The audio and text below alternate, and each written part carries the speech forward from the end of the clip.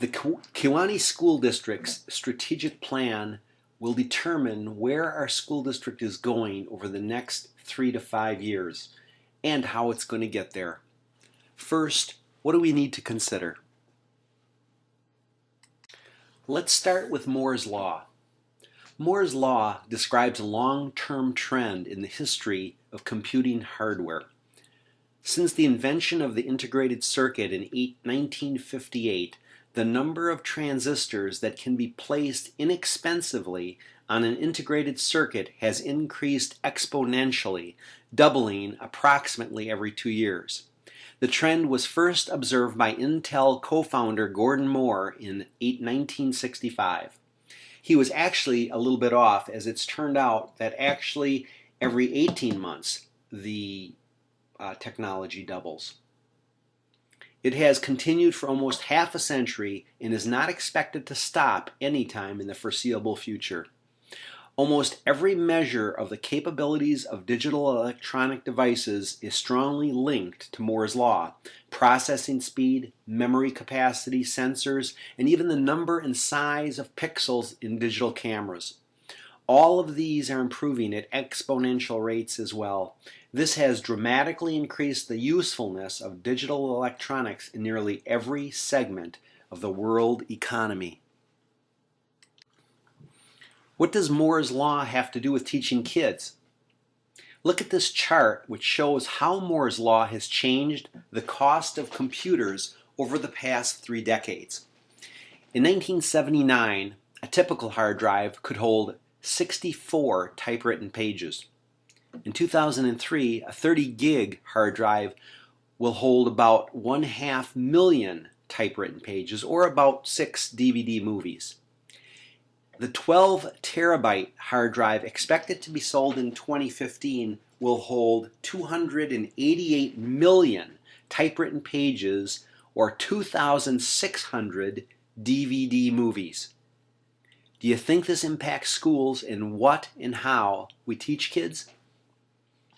For those of you thinking, yeah, but it will eventually stop or at least slow down, well, the experts in the field say yes, it will. Somewhere as soon as 2060, but no later than 2110. Let me make this real simple. The computer that guided the Apollo spacecraft that went to the moon had a 2 megahertz processor. My smartphone, the one pictured here, has a 1 gigahertz processor. The processor in my cell phone is 500 times more powerful than the processor in the computer that was on every spacecraft that ever went to the moon. Oh yeah, and it cost $99. My phone, not the Apollo computer. Here's what I can do with my phone. It's a GPS, it's an 8 megapixel camera, it's a high definition video camera, it's my calendar, it's my address book, it's a modem, it reads books to me. I can surf the web, it's an FM radio, it's my flashlight. I can watch every single NFL game, NBA game, Major League Baseball game on it. I can watch TV on it. It has a barcode scanner where I can scan a barcode in a store and instantly search to see if that product is cheaper anywhere else at another store or available on the web. I can access my computer at work from anywhere on the planet that I can either get a cell phone signal or a Wi-Fi signal. You could ask me any factual question you can think of, and I would be able to answer it using this device to find the answer. Oh, and any kid in any one of our schools can have one of these for $99 too. The world is changing and it's never going to be the same. Does anybody know what we do if kids use one of these phones in school? Yes, we take it away from them. It detracts from their learning. They're going to get in trouble using it in school, right? Instead of taking them away, what if we offered a class called How to Use Your Smartphone as a Learning Tool? Do you think kids would sign up to take that class? This is my iPod Touch. Did you ever see one of our students walking around with one of these? It's just a toy, right? Well, everything I can do on my smartphone, I can also do with this, including make phone calls. It's not quite as powerful of a processor as my smartphone. This one's only 266 times more powerful than the Apollo spacecraft computers. 8 hours per day is the average a student spends today with some kind of digital device. 5. Yep, they do it in just 5 hours. How can they spend 8 hours working with digital devices in just 5 hours? Multitasking. Let me tell you a little bit about my nephew Lucas. Lucas is 15 years old. He was over at my house once recently, and I watched him. He was sitting in a chair. He was playing an electric guitar while he was watching television, while he was listening to his iPod on headphones. So here he's using 3 digital devices simultaneously and able to concentrate and do all 3 equally well. Do you think kids today are different than they were 5, 10, 15, or 20 years ago?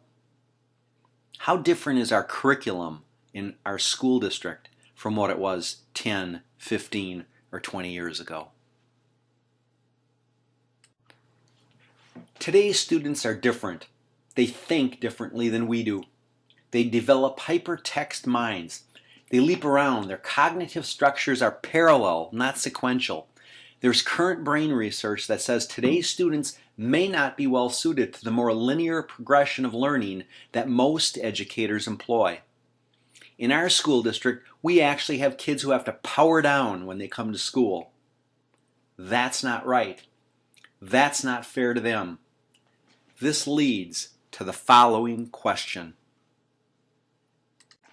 Are we preparing kids for their future or our past? So how will our strategic plan in the Kewaunee School District address this? Through this strategy, we will meaningfully embed technology across the curriculum at all grade levels by optimizing the selection and implementation of technology resources so that ongoing innovative instruction inspires each student's passion for learning. Our technology action planning team will determine how our school district is going to accomplish this during the next 3 to 5 years. When done, we will have students who are well prepared for their future. Students who will be able to compete with the best and brightest from any country on the planet.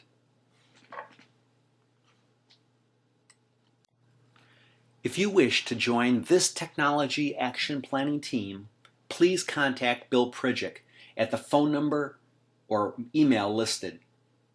Part 3 of this podcast introduction to the Kewaunee School District strategic plan follows up with 2 additional strategies and action planning teams you may wish to consider joining.